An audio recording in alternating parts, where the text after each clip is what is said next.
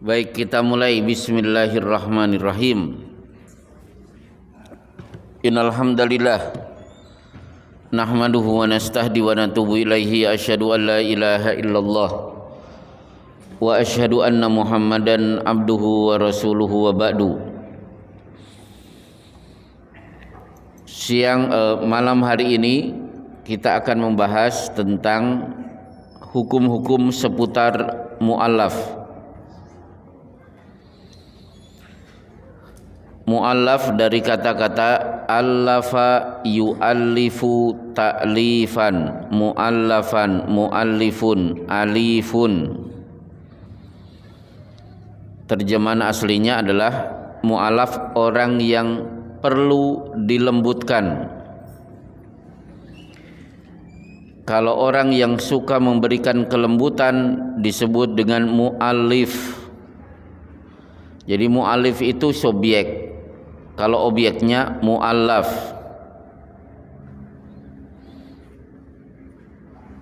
Nah, kalau ada yang punya nama alif berarti orangnya lembut, kesananya ba. Nah, habis alif kan ba. Nah, kita dulu pernah punya ustadz namanya Mu'allif Rosyidi, berarti orangnya suka memberikan kelembutan. Nah, kalau mu'allaf orang yang perlu diberi kelembutan. Sebenarnya mu'allaf itu bukan hanya sekedar orang yang baru masuk Islam. Kalau Bapak lihat sejarah, ternyata mu'allaf itu termasuk orang-orang kafir yang perlu dilembutkan dengan cara diberi zakat. Kalau diberi zakat, mereka tidak akan mengganggu kaum muslimin. Ketika posisi Rasulullah belum kuat, ada beberapa suku, mereka ganas, mereka jahat, tapi begitu dikasih bingkisan dari zakat, mereka tidak berani mengganggu kaum muslimin. Dan kaum muslimin itu sering bepergian ke tempat-tempat yang mau tidak mau melewati daerah itu, seperti suku Mundor. Nah, karena mereka sering dapat bingkisan lewat zakat, akhirnya mereka tidak mau mengganggu lalu lalang kaum muslimin yang berdagang. Nah, ini juga disebut mu'allaf. Tapi suku-suku ini akhirnya begitu Umar bin Khattab menjadi khalifah, umat Islam sudah kuat, akhirnya Umar mencabut zakat untuk mereka. Ketika mereka marah, Umar menantang, kami sudah kuat, jangan macam-macam. Akhirnya mereka juga tidak berani mengganggu. Berarti status mereka sudah bukan mu'allaf lagi. Tapi yang kita bahas malam hari ini, mu'allaf kaitannya orang yang baru masuk Islam. Bagaimana status mereka? Bismillah, kita mulai. Status dosa masa lalu.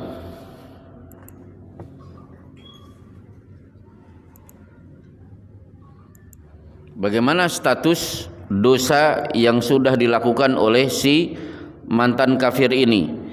Inilah sabda Rasulullah sallallahu alaihi wasallam ketika orang kafir yang paling jahat namanya Amru bin As tidak disangka-sangka dapat hidayah, akhirnya menghadap Rasulullah untuk mengucapkan dua kalimat syahadat.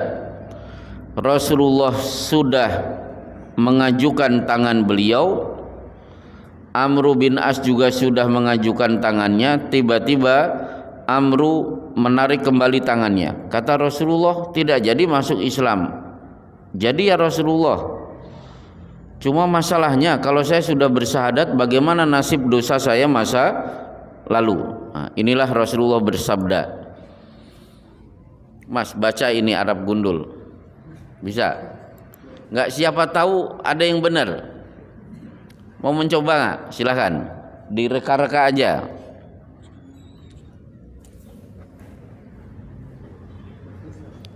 Yang penting muni, gitu aja. Mengenai salah gak apa-apa.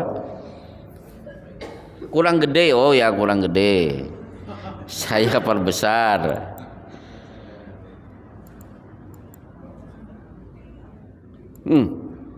Kalau kayak gini kok gak bisa baca?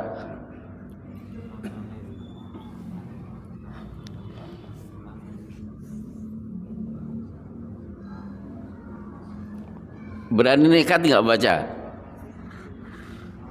Ya, ya, ama alimat, terus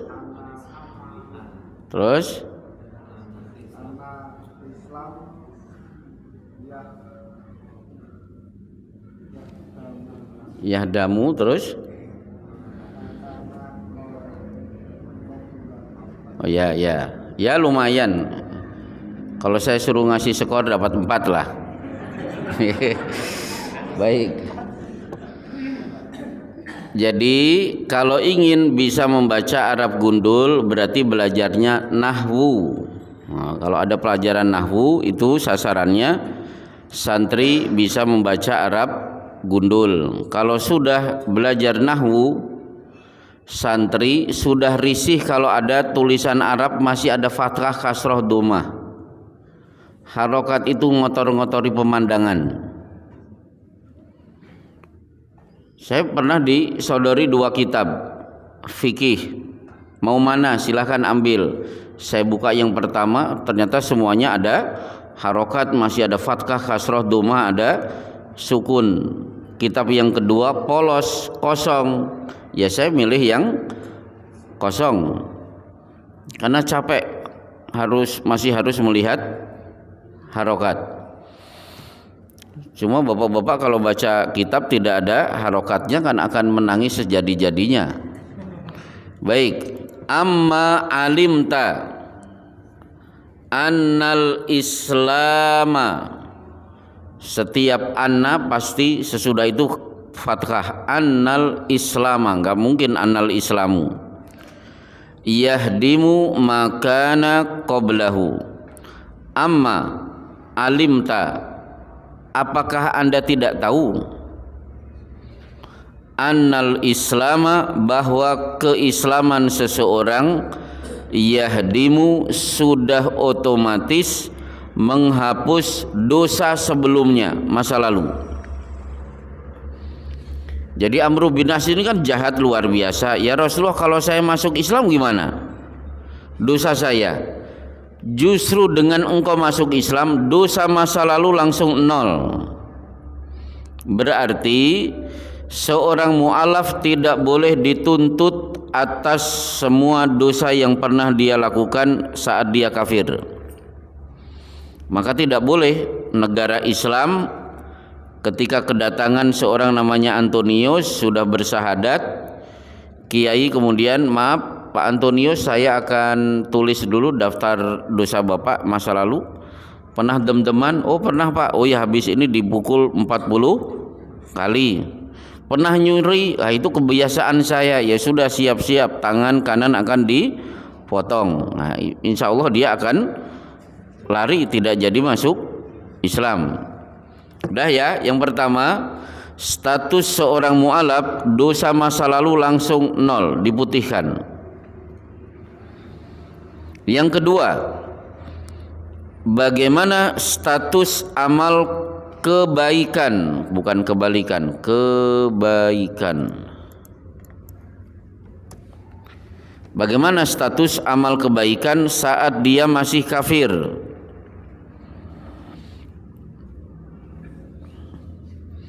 Ini si Antonius dulu ketika masih Kristen, dia murah senyum. Beberapa kali dorong mobil mogok. Sebulan sekali pasti menyumbangkan darahnya ke PMI. Tidak terhitung Pak Antonius ketika masih Kristen menengok orang sakit. Berarti kan baik sekali. Bagaimana dengan status kebaikan begitu dia mengucapkan 2 kalimat syahadat? Maka dijawab oleh kalimat ini.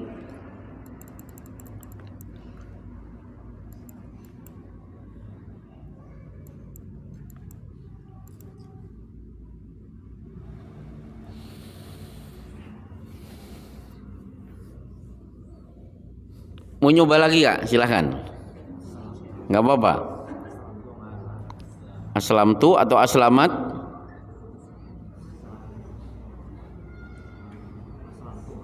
Aslamtu, ya nggak apa-apa. Ala, ya. Baik. Aslamta ala ma aslafta min khairin. Aslamta, engkau masuk Islam, ala ma aslafta, membawa pahala kebaikan masa lalu. Khair ini kan kebaikan, aslafta masa lalu. Jadi begitu kamu bersyahadat, status senyummu ketika sering bertemu dengan orang langsung masuk pulsa pahala. Ketika Anda masih Kristen, 3 kali dorong mobil mogok, pahala dorong mobil mogok langsung masuk catatan amal kebaikan. Sebulan sekali Anda menyumbangkan darah ke PMI, itu amal soleh, Allah masukkan ke catatan amal kebaikan. Udah, nomor kedua selesai ya. Nah, baru masalah ketiga. Bagaimana status pernikahan Mas Antonius? Perlukah diulang? Karena Mas Antonius nikahnya di Vatikan. Yang mensahkan pernikahannya adalah Paus Paulus Yohanes. Akhirnya Antonius 10 tahun kemudian dapat hidayah mengucapkan 2 kalimat syahadat. Perlukah diulang pernikahannya? Maka jawabannya tidak perlu. Dalilnya cukup banyak.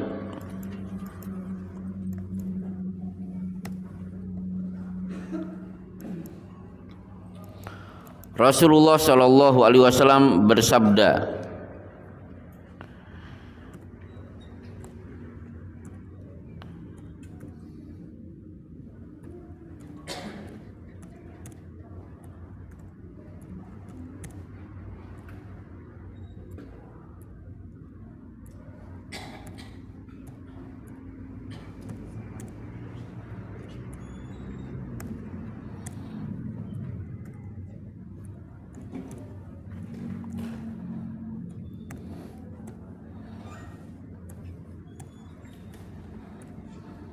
ya, udah langsung aja saya kasih harokat.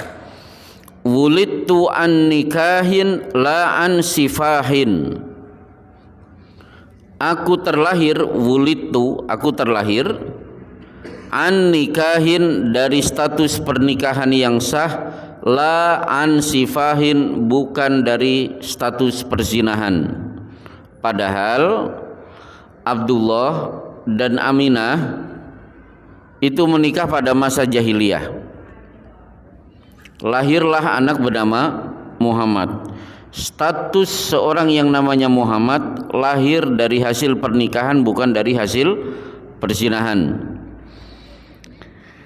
Dan kenyataannya Rasulullah tidak pernah memberikan instruksi kepada Umar bin Khattab, kepada Amr bin As, kepada Khalid bin Walid, Abu Sufyan untuk mengulangi pernikahannya. Berarti pernikahan Mas Antonius di gereja Vatikan di depan Paus Paulus Yohanes itu sah sebagai pernikahan dan tidak perlu ada pengulangan. Bukti yang lain,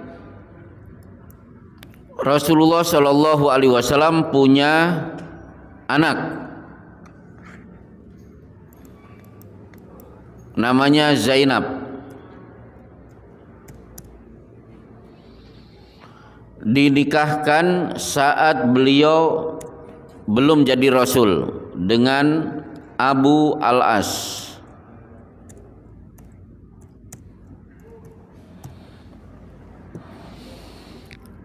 Sah Zainab bersanding dengan Abu Al-As, hingga akhirnya seorang yang namanya Muhammad bertemu Jibril, diangkat menjadi Rasul, mendapatkan Iqra bismi rabbikal ladzi khalaq. Anak menantu diajak masuk Islam. Anaknya Zainab langsung merespon bersyahadat. Abul As tidak mau. Oleh Rasulullah cukup sampai di sini. 6 tahun kemudian Abul As dapat hidayah, menghadap Rasulullah, pengen balikan. Bagaimana tanggapan beliau? Radda Rasulullah sallallahu alaihi wasallam Zainaba ala Abil As ba'da sitti sinin walam yuhdits nikahan. Rasulullah mengembalikan Zainab kepada Abul As setelah berpisah 6 tahun dan tidak diulangi pernikahannya. Ini bukti bahwa pernikahan masa jahiliyah tetap sah. Contoh lagi, ada sahabat bernama Fairuz Ad-Dailami. Fairuz ini ada di Bulughul Maram, Ad-Dailami.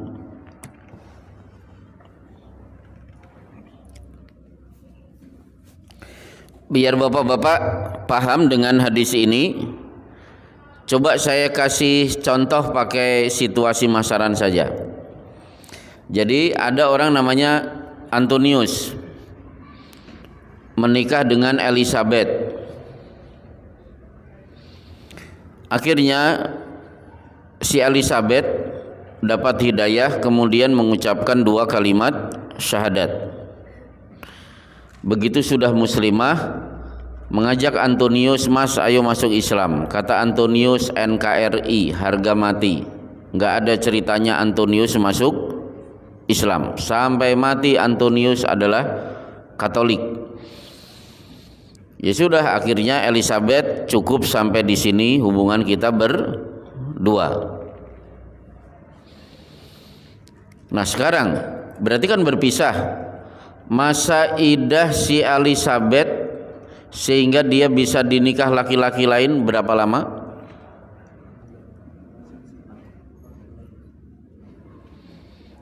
Coba saya urutkan ya. Masa idah ini bapak-bapak harus tahu.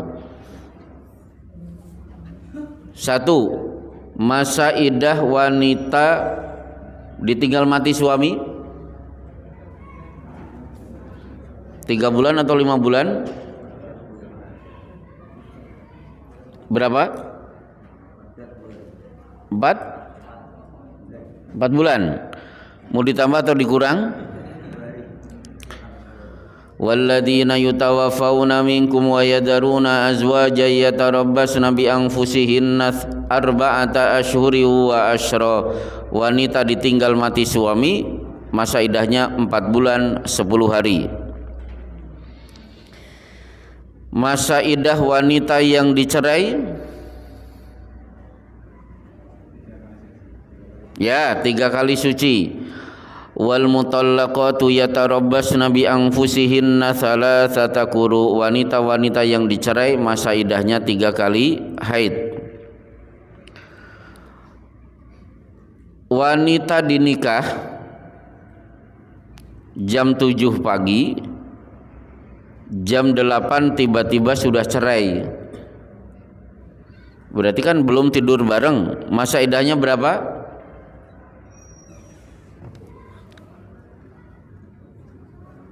Gak pernah perhatian, Mas? Masa idah? Oh gak pernah. Berarti gak tertarik pengen nikah lagi. Fama lakum ya ayyuhalladzina amanu idza nakahtumul mu'minati thumma talaqtumuhunna min qabli an tamassuhunna fama lakum alaihinna min iddatin ta'taddunaha. Wahai orang beriman, kalian menikahi wanita lalu kalian cerai sebelum ada hubungan badan, maka tidak berlaku masa idah.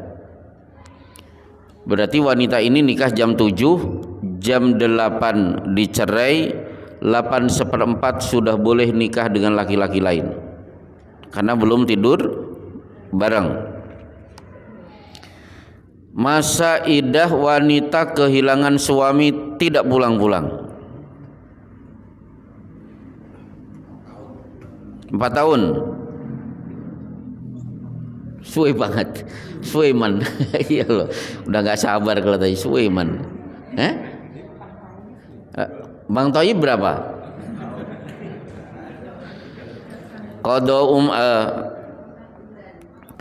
Qada Umar fi imraati al-mafqud tarabbusu arba'i sinin tsumma ta'taddu arba'ata asyuri wa asyra.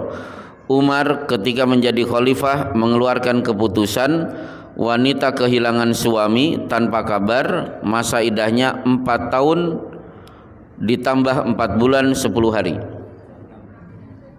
Kalau 4 tahun aja kesuwen, ini ternyata ditambah 4 bulan 10 hari. Nah sekarang masa iddah laki-laki jangan tanyakan itu.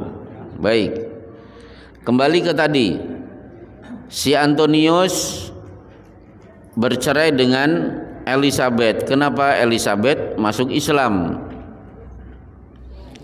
Akhirnya ya udah Elizabeth pisah. Begitu masa iddah selesai, Elizabeth nikah dengan saya. Tidak disangka-sangka 5 bulan kemudian Antonius dapat hidayah masuk Islam. Inilah yang dialami oleh Fairuz Ad-Dailami. Kita lihat hadisnya. Ya Rasulullah, inni aslamtu wa alimat zaujati bi islami. Ya Rasulullah, saya sudah masuk Islam. Mantan istriku yang sudah bersanding dengan laki-laki lain itu sudah tahu juga kalau aku sudah masuk Islam. Faradda Rasulullah sallallahu alaihi wasallam min zaujiha atsani ila zaujiha al-awwal. Rasulullah meminta si Elizabeth berpisah dengan suami kedua untuk kembali kepada suami pertama. Berarti saya harus merelakan, silahkan Mbak Elizabeth balik lagi ke Antonius. Itu menunjukkan bahwa pernikahan masa jahiliyah itu memang tidak bisa dihilangkan begitu saja. Baik, masalah ketiga selesai. Masalah keempat,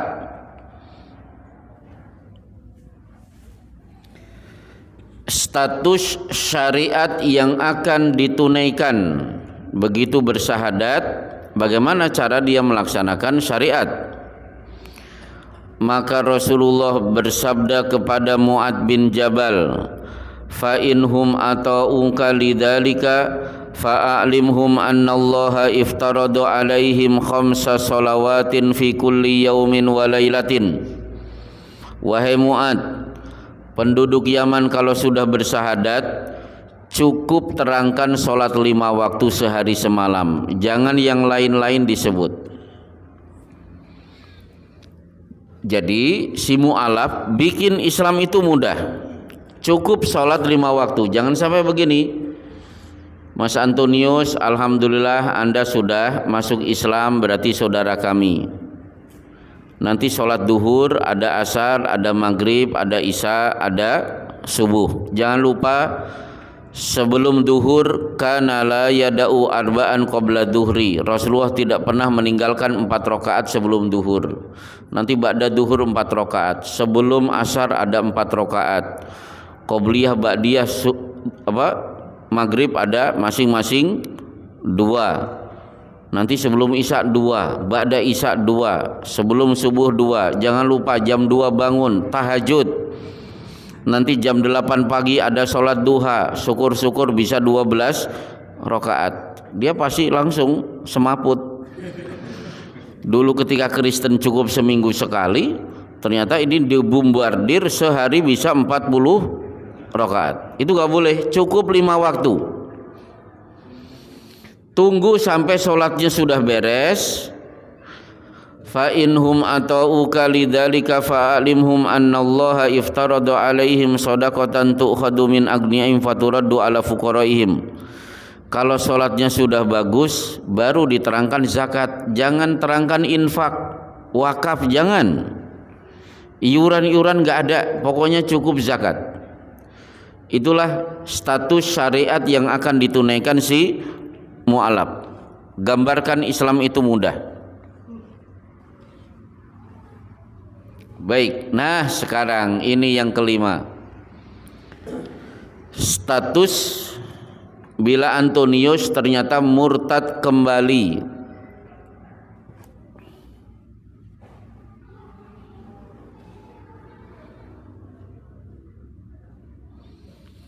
Kalau murtadnya sekali masih mungkin, tapi kalau murtadnya 2 kali sudah nggak mungkin.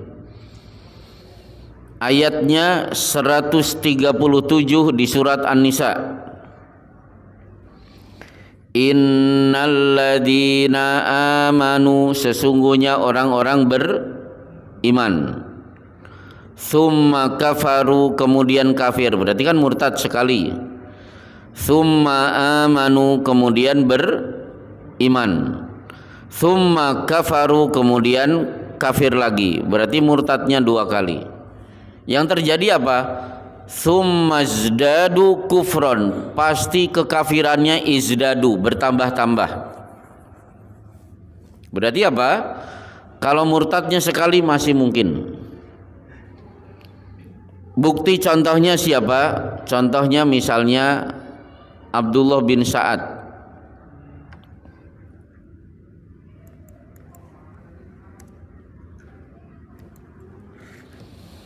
Ada sahabat namanya Abdullah bin Sa'ad.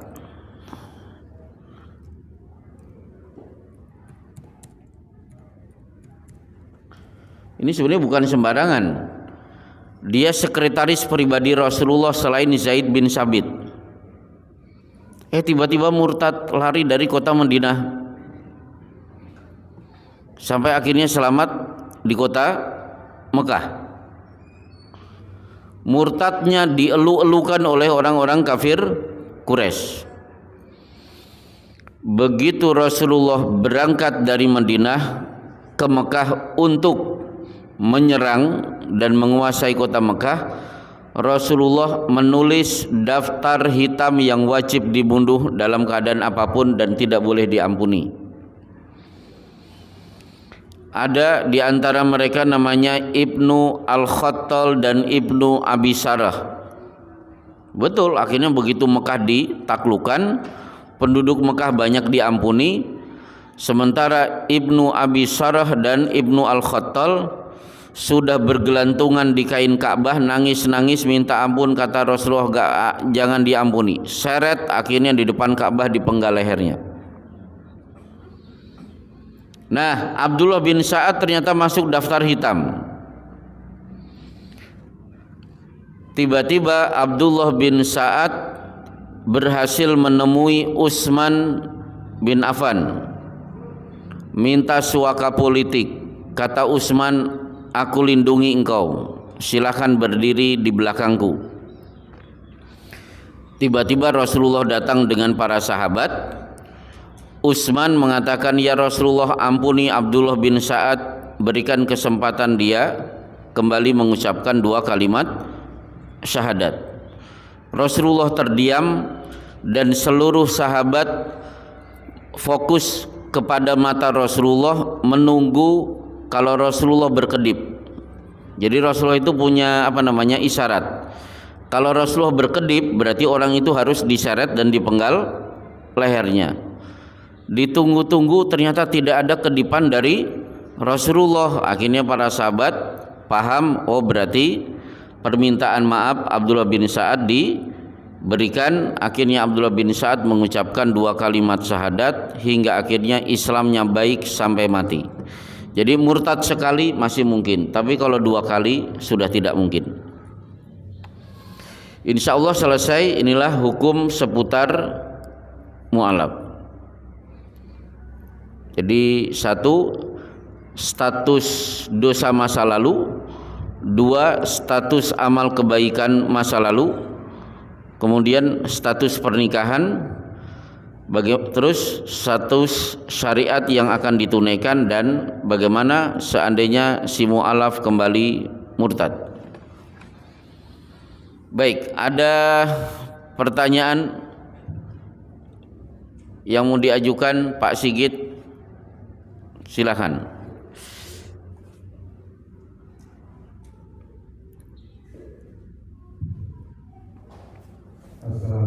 Waalaikumsalam warahmatullahi wabarakatuh.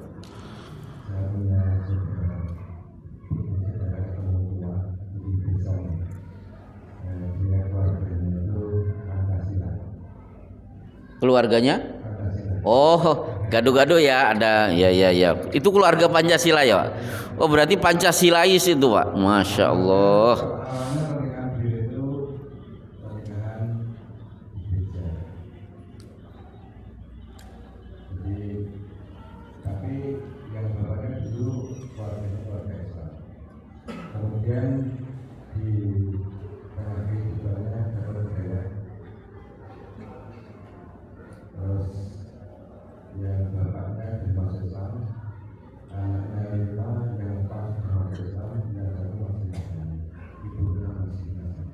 Oh, ibunya masih Nasrani, ya.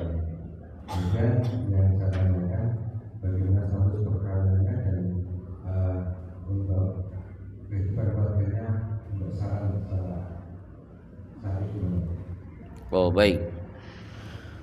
Berarti suami istri, satu Muslim, satu tetap Nasrani. Ya, itu yang dibahas. Nah, dari sinilah akhirnya berarti si suami harus melakukan fasakh. Apa itu fasakh?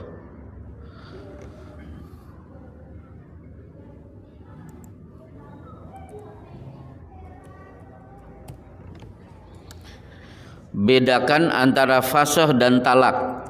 Itu beda.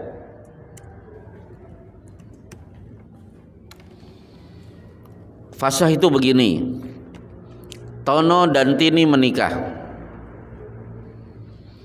sudah seneng duduk di pelaminan, tiba-tiba orang ada yang datang, Mas Tono, Mas Tini, kamu dulu ketika kecil nyusu kepadaku. Berarti apa?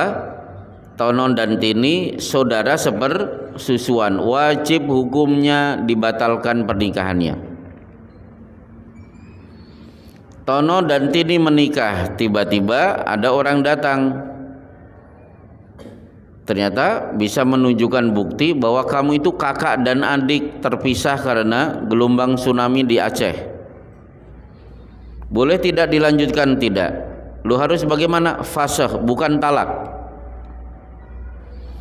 Fasakh itu berarti pisahnya suami istri karena status pernikahannya sudah tidak sah.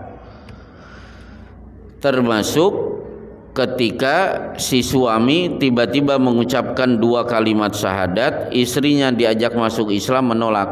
Berarti Dek Tini cukup sampai di sini, jangan dilanjutkan karena kamu mau tetap bersikukuh berada dalam agama Nasrani. Kalau dilanjutkan berarti zina seumur hidup. Bagaimana dengan talak? Talak itu pernikahannya sah, cuma tiba-tiba cekcok, kemudian apa? Kita memang sudah tidak cocok, yuk kita bubar, sepakat. Nah, itu bubar namanya talak. Pernikahannya sah karena tidak ada kecocokan, akhirnya berpisah. Jadi begitu, si Tono dan Tini harus pisah, cekap semanten. Kalau tidak ya begitu, tidurnya berdua, statusnya zina.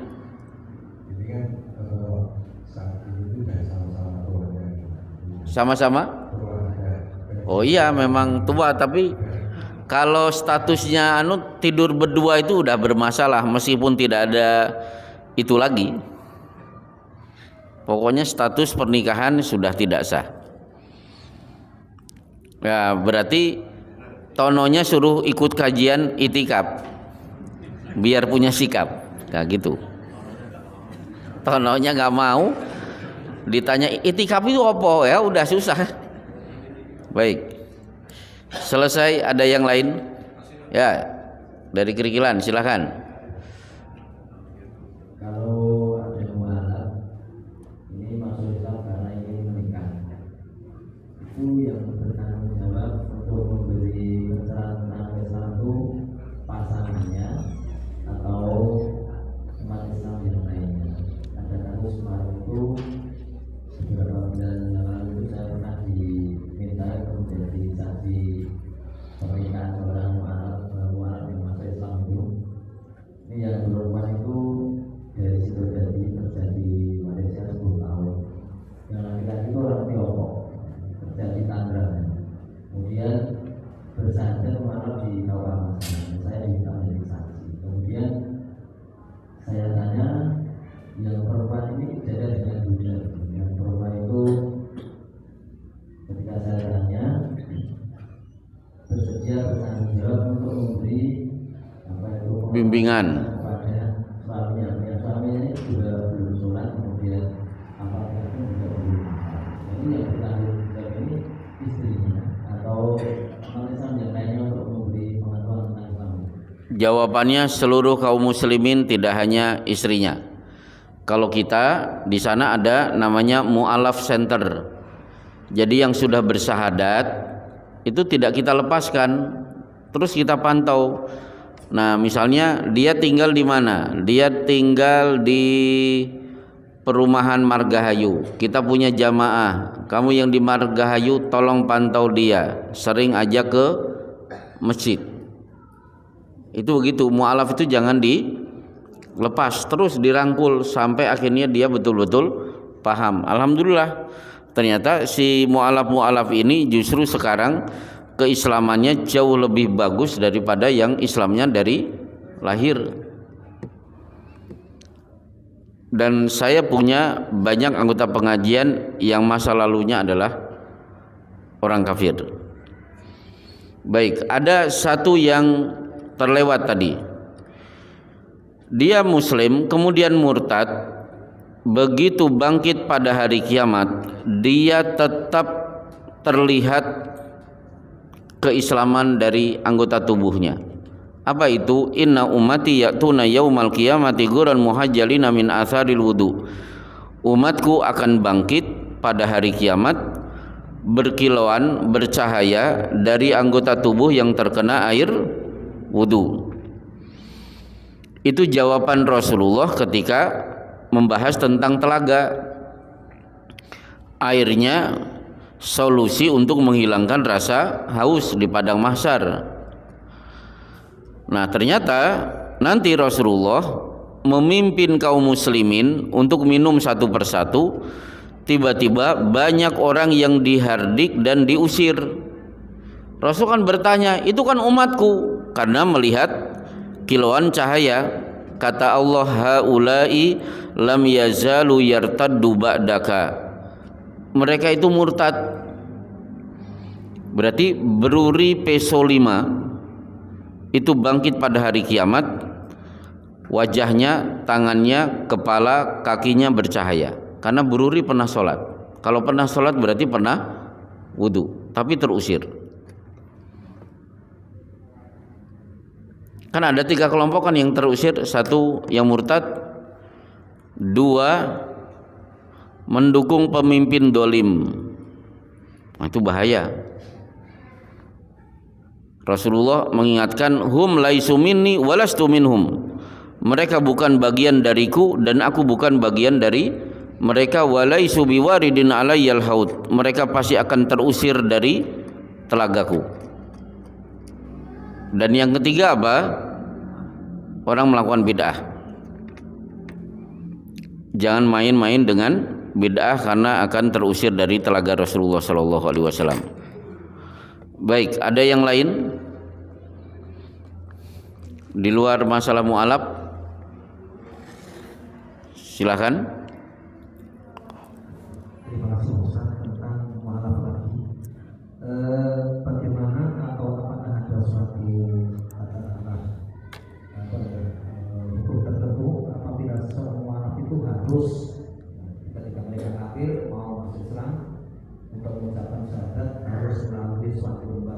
tertentu disaksikan oleh umat Islam yang lain banyak dan memperoleh sertifikat tentang kemualafannya, atau dari seorang itu misalnya mau masuk Islam walaupun hanya pengakuan dan di hadapan satu orang muslim, aku sudah masuk Islam dan bersyahadat, saksikanlah apakah itu sudah sah. Nah, tentang menuju ke situ bagaimana untuk yang jelasnya, yang pastinya menurut syariah yang kita punya. Terima kasih. Ya, baik. Jadi gini, beberapa kali Rasulullah menegur sahabat yang tetap membunuh musuh padahal dia sudah mengikrarkan kalimat-kalimat keislaman. Kasus pertama, rombongan sahabat bertemu dengan orang yang diyakini kafir. Tiba-tiba orang yang diyakini kafir mengucapkan Assalamualaikum. Kamu mengucapkan salam biar dikira muslim, ternyata lehernya dibabat. Rombongan sahabat pulang, ternyata ayat turun, wala taqulu liman alqa ilaikumus salama lasta mu'mina. Jangan ceroboh orang yang sudah jelas mengucapkan ucapan salam, kalian langsung vonis engkau tidak beriman, kemudian kalian bunuh. Kasus pertama. Kasus kedua, ini kesayangan Rasulullah, Usamah bin Zaid, duel pedang dengan pedang. Tiba-tiba pedang musuh terlempar. Ketika terlempar dan terjatuh, tiba-tiba si kafir ini mengucapkan la ilaha illallah. Kata Usamah, kenapa enggak dari tadi, giliran kepepet la ilaha illallah. Akhirnya dipenggal lehernya. Ternyata Rasulullah belum pernah terlihat marah melebihi marahnya kepada Usamah bin Zaid. Kenapa kamu bunuh? Bukankah dia sudah mengucapkan la ilaha illallah? Ya Rasulullah, innahu kana muta'awidan. Dia pura-pura ya Rasulullah. Kenapa enggak dari tadi? Afala syaqaqta qalbahu, kamu tahu isi hatinya? Itu kasus kedua. Kasus ketiga, duel pedang dengan pedang. Si kafir begitu kepepet mengucapkan aslamtu, tidak la ilaha illallah, aslamtu, saya masuk Islam. Ternyata dibabat juga lehernya. Kasus keempat, ini Rasulullah marah melebihi marahnya kepada Usamah bin Zaid. Siapa yang melakukan? Khalid bin Walid. Si kafir yang kepepet tiba-tiba mengucapkan sobakna. Sobakna itu apa? Aku pindah agama. Ini kan nggak jelas pindah agama dari mana ke mana, tapi tetap dipenggal lehernya. Rasulullah sampai mengangkat kedua tangan dan berdoa, Allahumma inni abra'u ilaika ma fa'ala bihi Khalid ibnu Walid. Ya Allah, aku berlepas diri, jangan tuntut aku dengan apa yang sudah diperbuat oleh Khalid bin Walid. Dari riwayat-riwayat ini sebenarnya kalau ada orang kafir sudah mengeluarkan kalimat-kalimat indikasinya masuk Islam, itu sebenarnya sudah sah. Pertanyaannya, kenapa harus ada KUA, ada ustadz, ada lembaga resmi, ada tanda tangan? Itu sebenarnya persis seperti pernikahan. Pernikahan itu sebenarnya yang penting kan ada pengantin, ada saksi, ada wali. Tonggo teparo tidak diundang nggak masalah. Tidak usah pakai surat-surat, di hadapan Allah sudah sah. Tapi kan kita hidup di negara Indonesia, perlu ada stempel jelas resmi. Untuk mengantisipasi apa? Untuk mengantisipasi gugatan dari keluarga si mu'alaf tadi. Gimana ceritanya? Jangan-jangan kalian paksa, oh nggak bisa, ini sudah ada saksi, ada stempel di atas materai. Kalau sudah ada jelas seperti itu kan nanti hukum ke sana kan mudah. Sama dengan wakaf. Jangan mewakafkan hanya pakai lisan, tetap harus ada menulis.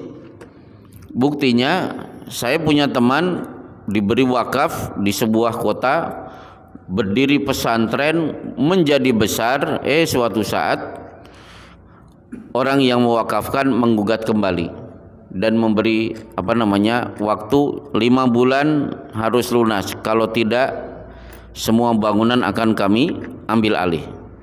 Ya alhamdulillah akhirnya kita kemudian memberi info, menyampaikan info lewat medsos, kurang dari waktu yang sudah dipatok duit sudah terkumpul. Jadi perlu, jangan sekedar ketemu di Masjid An-Nur kemudian syahadat Mas Anda sudah sah. Tulis menulis perlu. Apalagi kalau di hadapan KUA itu jauh lebih mantap lagi. Baik, ada yang lain? Ya, silakan. Di luar masalah mualaf boleh, silakan.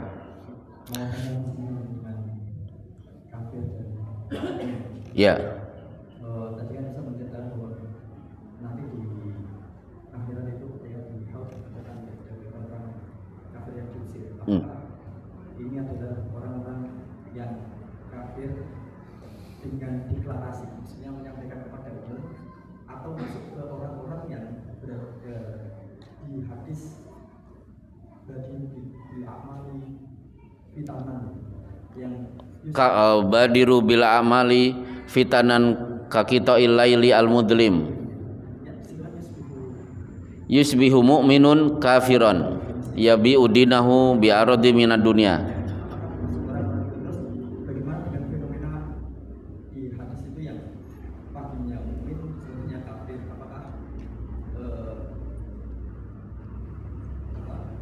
Apakah termasuk seperti itu? Ya. Ini kelihatannya bapak-bapak bingung hadis apa itu. Iya.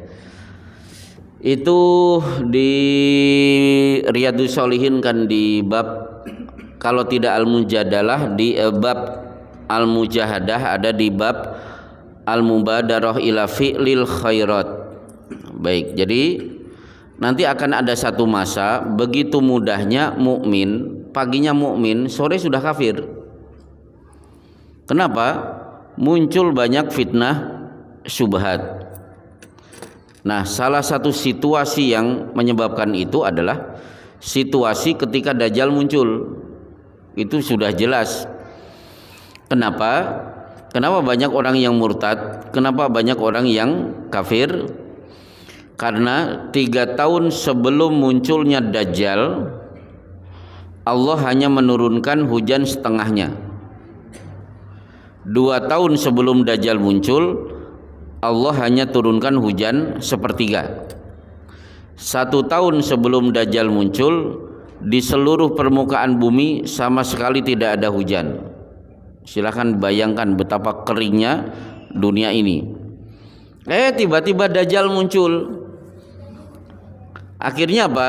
Daerah-daerah yang mengakui dirinya sebagai Tuhan diturunkan hujan. Jadi Dajjal itu nanti diberi kemampuan menurunkan hujan ke daerah-daerah yang mau mengakui dirinya sebagai Tuhan. Akhirnya apa? Tanaman pada subur, kemudian ternak-ternak beranak pinak begitu cepat. Apalagi Dajjal bisa mengarahkan setan-setan untuk berkeliaran menjelma sebagai sosok orang tua kita, ngajak-ngajak untuk mengakui Dajjal sebagai Tuhan. Eksodus orang murtad banyak sekali. Itu situasinya seperti itu. Nah, orang-orang seperti ini termasuk bagian dari hadis tadi. Nah, kira-kira sekarang ada tidak orang yang begitu mudah murtad? Itu masalahnya. Udah cukup? Ada yang lain? Ini ada Lailatul Qadar nggak malam ini, Pak? Tapi tolong untuk mencari Lailatul Qadar jangan sibuk melihat alam. Sedikit-sedikit keluar, kemudian melihat bintang, melihat akhirnya apa? Oh, tidak ada bintang, yo turu. Akhirnya enggak baca Al-Quran. Jadi fokusnya bukan itu, fokusnya beramal. Nah, sekedar pengetahuan untuk bapak-bapak, para sahabat memang berbeda pendapat. Umar bin Khattab itu yakin tanggal 21. Tapi ada sahabat, oh saya pernah melihat tanggal 23. Nah, kemudian yang lain mengatakan 25. Bahkan ada yang mengatakan 27. Ada juga yang mengatakan 29. Sampai Ibnu Hajar Al-Asqalani menyebut 40 sekian perbedaan pendapat para ulama tentang kapan Lailatul Qadar itu turun. Tapi akhirnya kesimpulannya begini, Lailatul Qadar itu turun di setiap malam ganjil dan setiap tahun pasti berbeda. Kadang-kadang turunnya tanggal 21, tahun depan nanti turunnya tanggal 29. Jadi tiap tahun berbeda-beda. Maka jangan fokus hanya tanggal 27. Baik, satu penanya terakhir. Alhamdulillah, cukup kelihatannya. Tidak perlu dipaksa untuk bertanya. Inilah kajian kita di malam hari ini. Kita akan lanjutkan untuk materi yang akan datang. Wassallallahu ala Muhammad wa ala alihi washabbihi wasallim. Subhanaka Allahumma bihamdika asyhadu an la ilaha illa anta astaghfiruka wa atubu ilaik.